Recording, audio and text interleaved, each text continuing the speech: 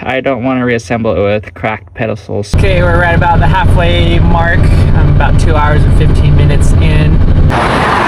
Well, here's a progress update. Bunch of oil coming out, and it's not good, guys. Literally had no oil on the dough stick at all, and it's super hot. Oh boy, we're gonna figure this out. That's why I lost oil pressure, because there's no seal there. Well, here we are once again, working kind of against the clock this go around because we are leaving for a trip on Wednesday. Today is currently Sunday, and I need to yeet the head off, put a new head gasket in, and then put the head back on, and then go burn the rings in, and then go drive to our family trip. So I'm gonna film as much as I possibly can of this to try to educate you guys on what I did wrong and take you along for the journey. Hope you're still enjoying the series. Let's dive right into it. Okay, and I also forget to mention that I also have a wedding to go to today at 6 o'clock. So really fighting the clock on this one, but we're gonna jump right into it and see how much we can get done before I gotta go in and shower and get cleaned up and head off to our destination. We got the ejector lines loose, got the intercooler pipes taken apart, and now we're just gonna jump on the valve covers, and I'm trying to decide if I want to take the turbo manifold off, like the turbo off of the manifold, or if I just unbolt the manifold from the head and see if I can pull up that way with. Okay, the first thing I want to do before I get too far ahead of myself is make sure I got my head at top dead center, and I kind of have a cheat code for that because I indexed my harmonic dampener where I actually pinged it and left an indent, and I also wrote on there with a paint pen, which usually wears off over time, but I just put it top dead center, and then you pull your first valve cover off, and if these are both tight, then you just know that you got to do 180 degrees. That index mark will still come back up, but these will be loose, because that's how you set your valve lashes. You do both of these and you go intake, exhaust, intake, exhaust, intake, exhaust, and then you do 180 degrees where these are tight, and then you do exhaust, intake, exhaust, intake, exhaust, intake, so on and so forth. So, okay, so I just spun that 180 degrees, and you can actually watch the valves as they go up and down, and now we've got top dead center, so they're both loose.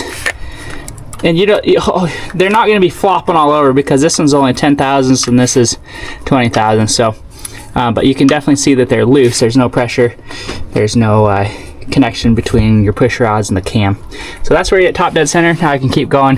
One other thing that I have to do on this engine that most of you guys won't have to on your Cummins is because I have a whole set air compressor, I have coolant lines that go from my whole set air compressor to the block, and then from the air compressor to the head. So I need to disconnect those coolant lines from the head, because when I pull the head off, then you'll end up either tearing those lines out or breaking your nipple off or all kinds of problems. So we're gonna do that, then we're gonna get the situation with the exhaust manifold figured out, and then we'll be closer to pulling the head.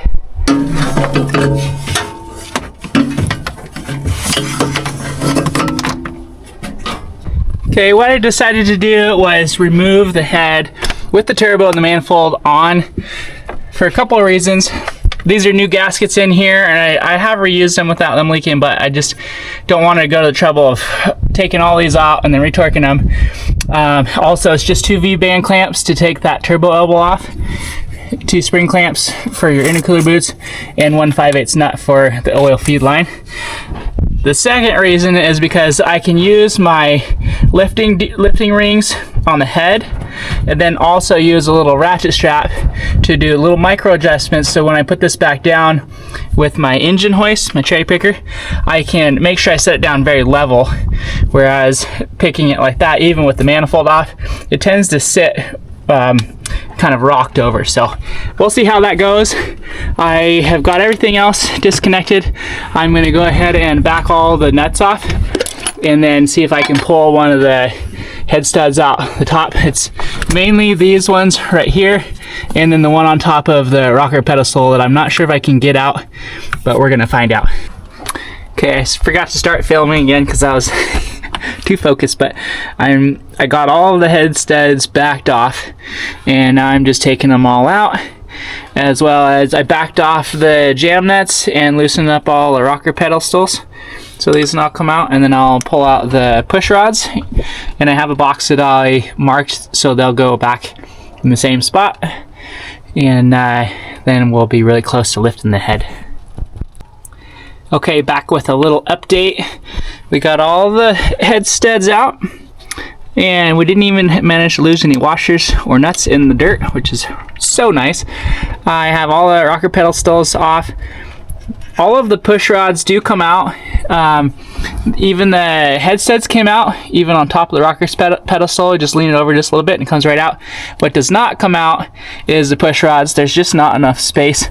And I know that in the Dodges there's provisions for that, where they drill a hole through the firewall and you have to take all your windshield cowling off, and it's just a huge operation. So what I'm going to do is go ahead and loosen up the body bolts on here, and then just lift the cab up about 8 inches off of the frame, and that'll give us the wiggle room that we need to get the rest of those push rods out, and then this head is ready to come off.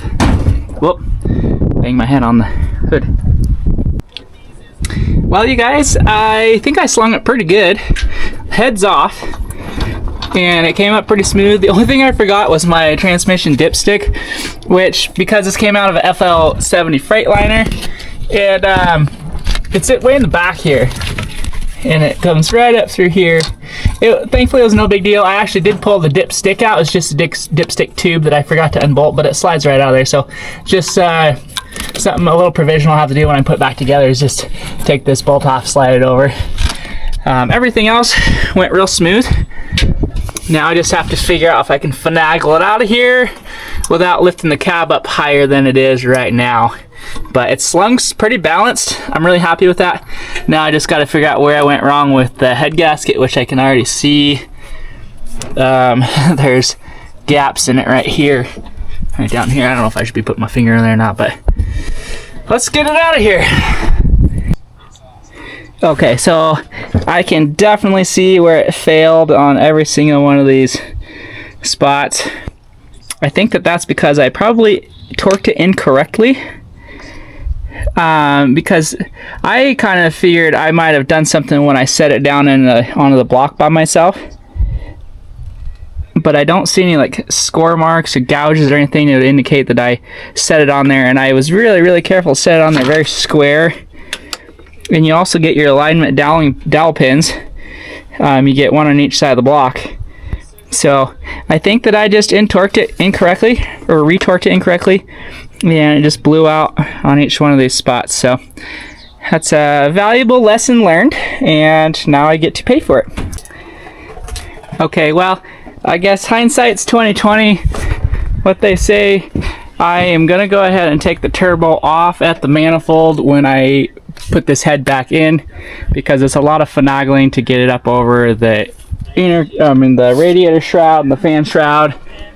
And I think I can just set it back down in here much better without it. So that's what I'm gonna do. I'm gonna get this surface cleaned up, that surface cleaned up, and then I think I have to get inside and get cleaned up because I'm a little dirty and our wedding is coming up pretty fast. I actually got this head off faster than I anticipated, which makes me happy, and just excited to be getting it back together.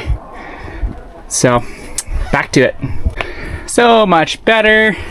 Should have done that in the first place. Heads off. I can lower this enough to get underneath the hood and the front grille and still clear my radiator fan shroud and come on out of here with that. Also, sorry about the sun. I've been staring at that all day and it's just been pissing me off. It's very frustrating, but what can you do about it? Well, this is where we're leaving it off for today because I have to rush off to a wedding.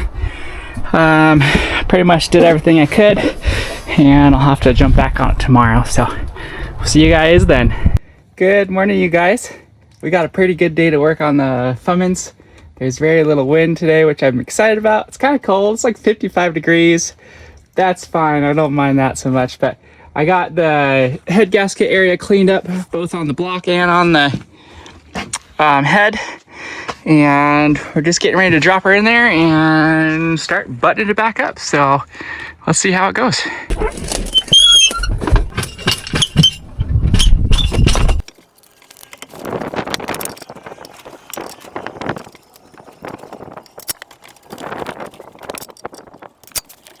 All right, well, making some progress. The head gasket is in and the head is sitting on it. I did something a little bit different than I've done in the past, where I used some head studs to actually guide the head down onto the block. And it's got those two locating dowels. One is here and then one is back here. So we'll see if that improves my chances. Believe it or not, this is actually like the 7th head gasket I've done. This is the only one that I've ever had leak. So I don't know what I did wrong. I think I just torqued it improperly, and then I missed on the final torque that I did after I did a warm up and cool down. They call it a hot torque for O-rings. It helps crimp that gasket and seal real good.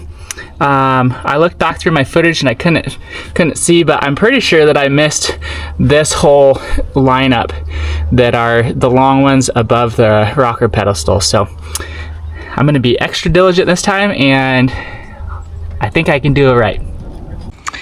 Well, this is a little bit disheartening, but I'm glad I found it now.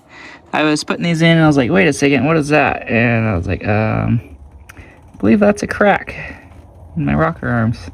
So I started checking them, and they all have some cracks. Some are worse, some are better.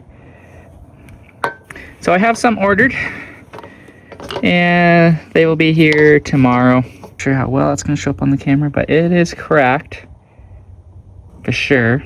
Oh, there we go. That's a good angle. And I don't want to reassemble it with cracked pedestals, so I'm not going to. Good morning, guys. Welcome back to part 3 of this Fummins rebuild series. Last time I was getting ready to torque the head gasket down for the last time after I would put a new one in, and I found cracks on the rocker pedestals. So I ordered new rocker pedestals. They should be a lot better, much better upgrade from what I had. I got these from Power Driven Diesel. They call them batwing style, and it just gives you a lot more support from them wobbling. So we'll get those changed over, get this all reassembled, do a hot retorque, and then go burn the rings in. And hopefully this will get the truck back on the road and make it a really reliable truck for all the things that I like to do, like camping and going and getting Facebook Market projects. So thank you guys so much for the support on the last video that I posted. Got a lot of traction, a lot of views. I really have enjoyed doing these. I don't know if I'm gonna do a lot of rebuilds because hopefully this stays together, but I want to say thank you so much for all the support. A huge goal of mine is to get this YouTube channel monetized so that I can use it to support my family and go out and just camp and be together and make memories and do fun projects and film it and take you guys all along for the ride. So thank you so much for supporting the channel. If you haven't already, subscribe, hit the thumbs up, and leave me a comment. Let me know you're new here, and let's get into it. Okay, I'm getting ready to put the rocker pedestals on, and I wanted to show you this trick that I use to clean out these holes. It works really, really well. You just take a funnel that your vacuum will fit into, find some hose that'll basically you push into there, and then a metal straw or steel straw. And this is how it works. This will basically suck up in there and create vacuum. You'll hear it seal. Like that, and then you can just use the steel straw and suck every little bit of dirt and water and moisture out of there. Works really good.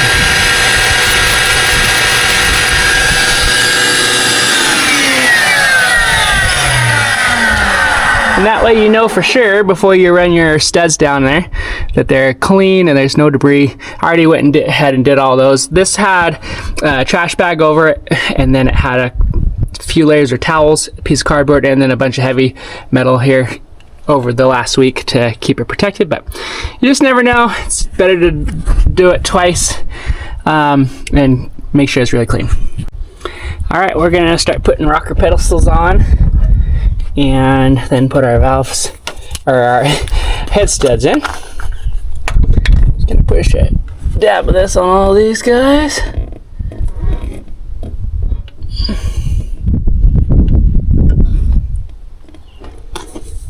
This is just assembly lube. You can use motor oil.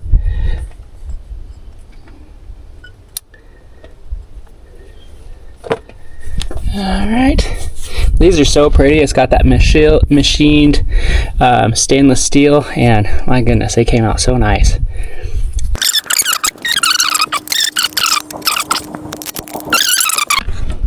Cool. That's what that looks like. And then we can get those all situated and then do our torque sequence on the studs.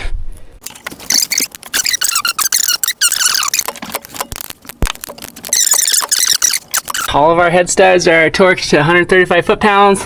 I'm gonna go ahead and torque these to 25 and then set my valve lash and then rotate it 160 degrees or 360. I'm gonna rotate it and do the other ones. I'm so tired I can't even think right now, but we're getting closer. Well, you guys, we got a lot of progress done today. I'm gonna call it quits for tonight. I think it's like probably 9:30, sun's setting. Really pretty. Anyways, I'll show you where we got and where we have to be.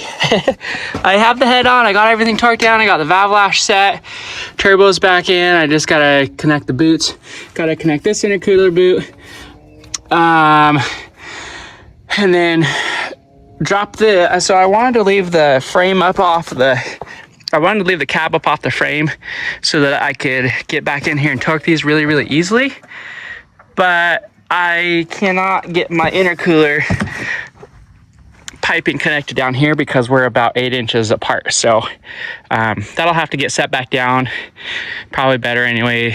That way we're that much closer. But it's just really difficult to get to that very last valve back here when I set the cab back down because, you know, you only got so much space, but willing to live with that. Really excited, getting super close to being ready to do our first startup and, you know, take it out of the driveway, get it warm, let it sit for an hour, retorque the head studs, and then we're going to run over to this grade that's about a 7-foot grade with the skid steer on and try to burn in those rings. Get the rings to seat, and then she should be good to go. So I got the skid steer on the back. That'll give us hopefully enough weight to get the job done. I will see you guys back in the morning and see how far we make it. I think that we'll be driving it tomorrow. See you in the morning. Good morning, guys. It is crazy hot this morning. I already had to put the sunshade up, the awning, but I've been making lots of progress. So I got the truck lowered down back onto the frame, so the cab is sitting there bolted. Turbos back together, drain lines, supply line, intercooler pipes, put the alternator back together, put the bolts on, or the belt on.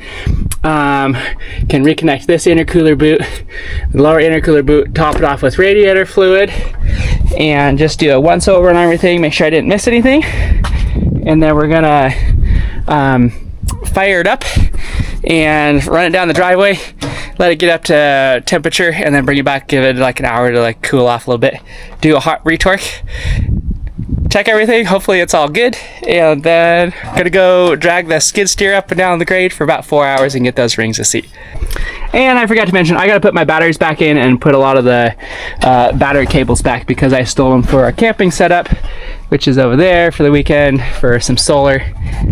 So it's gotta go back in here. Here goes the first startup. I already cycled the key about 20 seconds roughly twice so that I can just build oil pressure. And now we're gonna give it a go. I'm just plugging in the fuel shutoff solenoid. And let's do this.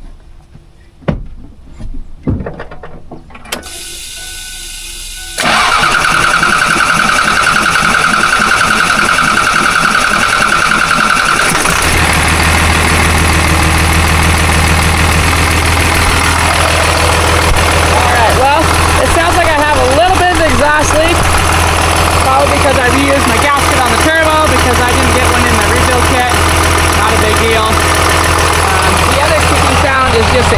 compressor, building pressure, which you can hear even better down here.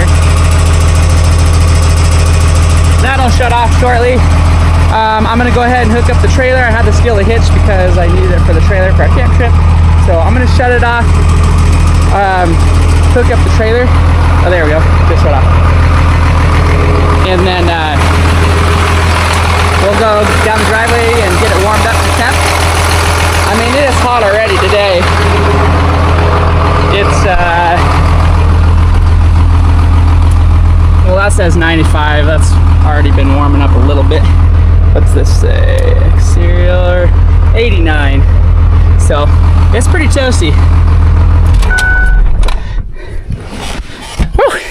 Oh boy, I'm so excited to fire it up. I'm really excited to get this thing back on the road. No leaks that I can see yet.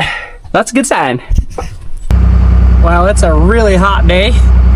And just to get to the end of my driveway, which is like 0.5 miles, we got up to 230 degrees. I ended up popping the hood. I didn't put my engine fan in, and I should have. I just figured, you know, it's less than a half a mile, so actually it's a little over half a mile. Anyway, so I got the heater cranked at 90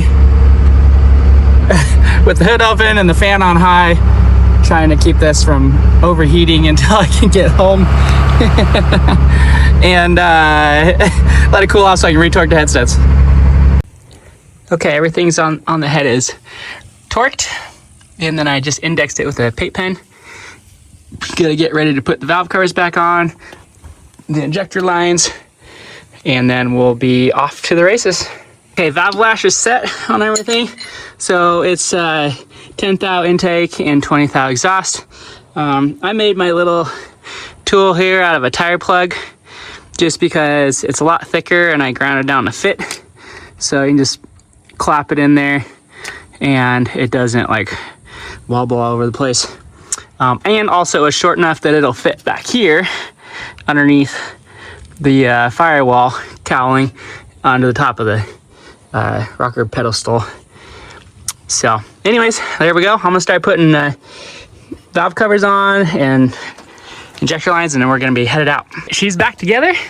All I have to do is put some of my tools away, all of them that I don't need, and the other ones I'm gonna take with me on the truck so that if I have a need, I'll have them with me. So I'll see you guys on the road. Stay classy. Okay, well, this is what we're here for. Pulling the grade. We are running around 14 to 15 RPMs, 1500 RPMs, averaging around 7 to 10 pounds of boost, and around 11 to 1200 degrees on the EGTs, depending on where we're at with throttle and stuff. So we're just gonna do this for the next 4 hours and get those rings burnt in. Okay, we're right about the halfway mark. I'm about 2 hours and 15 minutes in.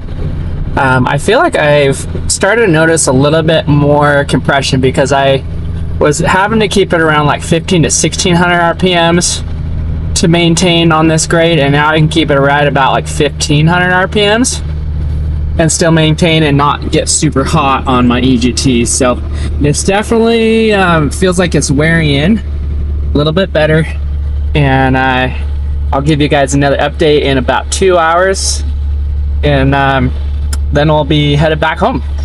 Well, here's a progress update, progress report.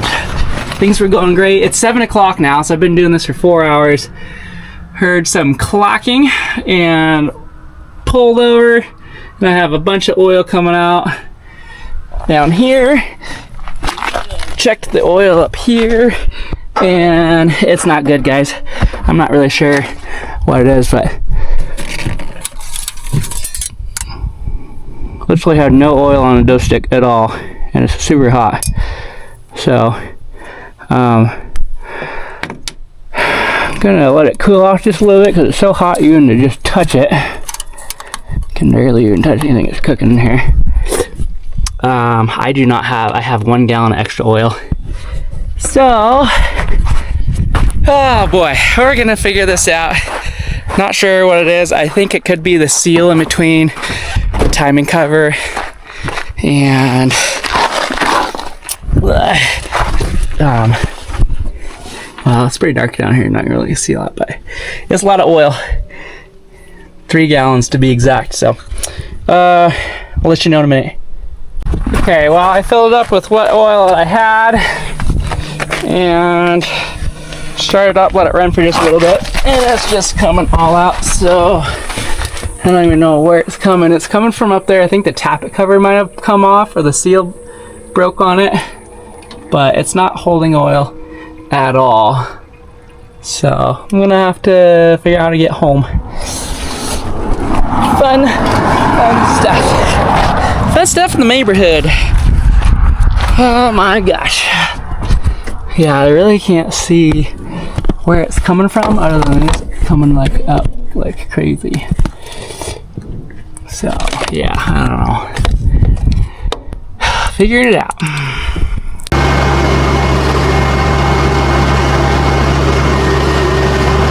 So help arrived. I only made it about an hour and a half in the skid steer. Started running out of fuel and daylight. So I called my buddy and he came graciously, picked me up, got the trailer loaded with the truck. We're gonna go drop the truck off and then load up the skid steer and then book it home. So it's gonna be a little bit of a late night, but I'm glad we're making it happen.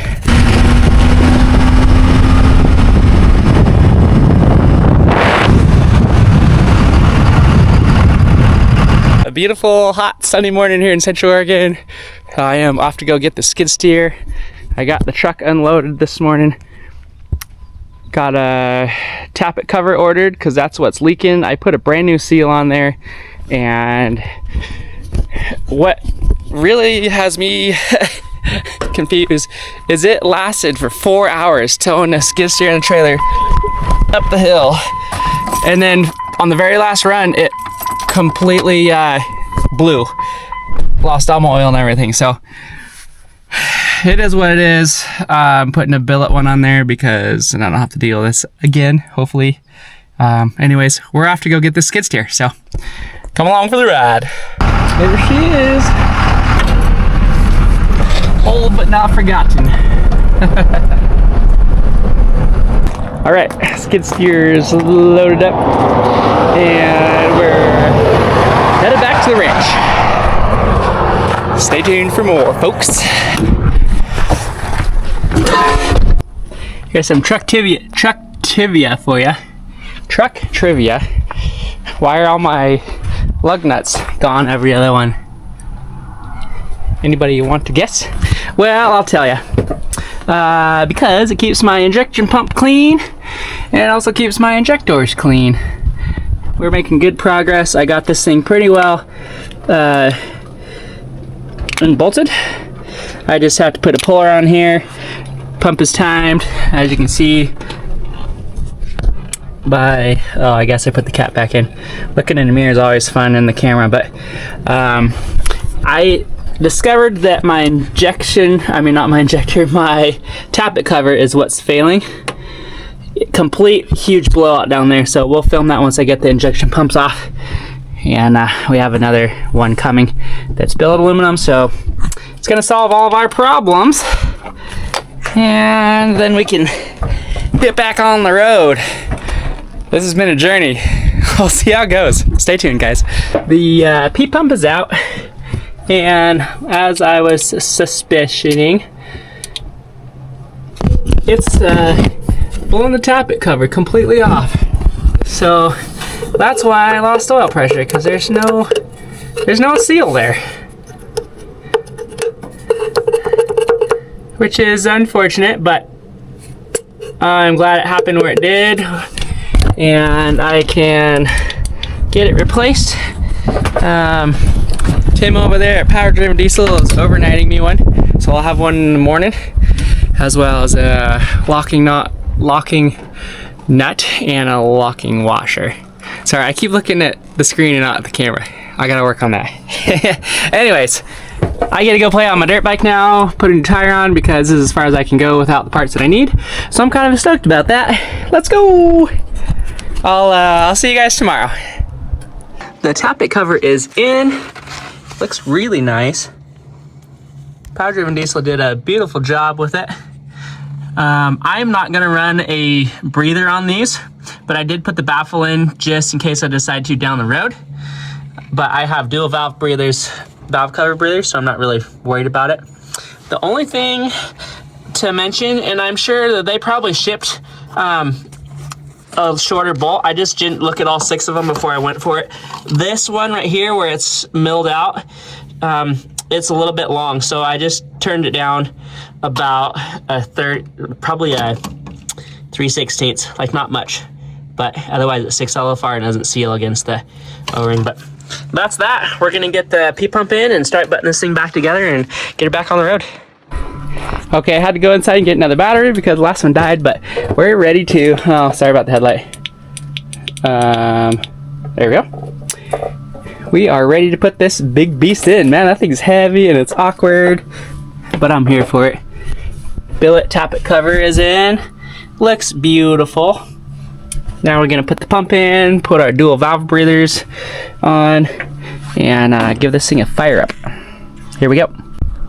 You guys probably know this trick, but if you haven't seen it, I'll show you. This has got to go down in the pump in between the 2 places. So way down there. And there's no way to get your fingers down there, and there's no way to start it. So let's see if I can even show you. It's that stud down there. So you can see the first one. Of course, my camera has to shut off right when I need it. There's a second stud right there. Okay, I'm gonna show you a little trick. Also, here's another trick. Get yourself a magnet so you can put your bolts on. So even if you know, bump it or whatever, they don't go anywhere because you don't want to lose your nuts in the engine bay. Okay, this is going to be a little weird with the breathing, but bear with me because I'm holding the camera with my mouth. Get yourself either a napkin, a paper towel, or what I'm using is just this foam packing. And you just press it. You just put your nut underneath it, like so. And then sorry, I'll shut the headlight off because it does that. Don't strobe. You just push your socket onto it, like that. And then rip all of this off. And what's left is an extender with a wobbly, but the nuts, it's just, you can't even shake it out of there. It works really well. And then you can just clean the edge up because you don't want to catch something in the threads and make it weird to get on there. But I'm sorry, you guys, I don't know how to get this headlight to stop doing that. It's real frustrating. Use this one too. So basically, I'm gonna slide this down in here, and then you'll see it pop up on that screen in a minute. Gotta go below this guy right here, and I'm also gonna need a longer extension because that ain't long enough. Okay, we added an extension, and we got the drill ready. Let's do this. It's gonna go in here. Gotta go underneath that. Oh yeah, and then the other trick that I forgot to say is get up over there. Sometimes if you can't get that nut started like that, you can use a magnet and pull the socket up, which is what I'm gonna do. I'm gonna attempt to do here. Well, this is actually harder than it looks trying to watch third person in the camera. It's a little weird. So you can use your magnet and you take your nut and just guide it. Well, the depth perception is really hard through the camera, but I'll get it. And then sometimes those just thread on, and sometimes they need a little loving, but don't go ham on it until you get it at least finger tight. And you know you're not cross-threaded. And then you can take your tool here and spin her up. And then we'll come back to that and torque them all. So we have one more to do down here. Okay, and last but not least, it's very important to take your timing pin out, which I will attempt to show you. It's not complicated. It's just if you forget and leave it in here and you're trying to torque your nut down, you'll shear it off. So it's hard to finagle things when you have greasy hands. There she goes. So that basically just slips in there, and what you're gonna want to do is just, so this is the direction that the pin was going. Let's see if I can zoom this in or not. Probably, but not really. Whoa. And you just flip it and put it right back in this direction. And then you put your cap back over there and torque her down.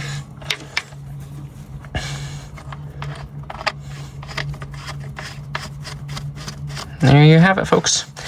So getting ready to torque the gear back onto the pump.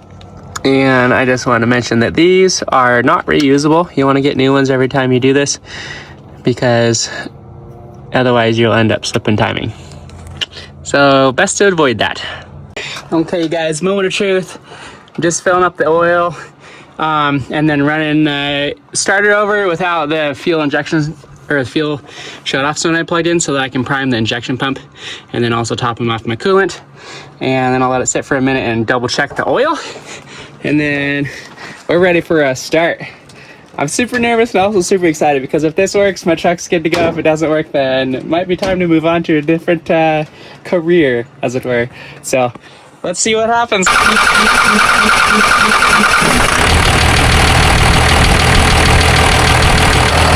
Well, it starts up.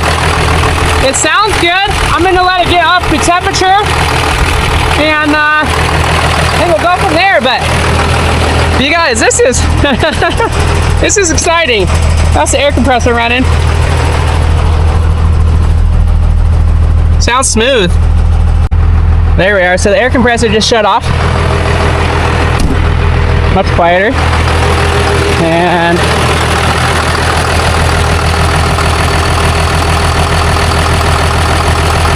yeah. All right, you guys. Well, hopefully this concludes part 3 of this series, rebuilding this in the backyard, you know, with the trees and the tractors and stuff. I hope that you guys enjoyed this video. If you have any tips or suggestions, put them in the comments below. If you haven't subscribed yet, make sure you smash that subscribe button and give me a big thumbs up. And look forward to getting back to content with the truck, whether it's marketplace finds or camping, pretty much any of it. I'm just excited to have a truck on the road again. So see you guys on the next one.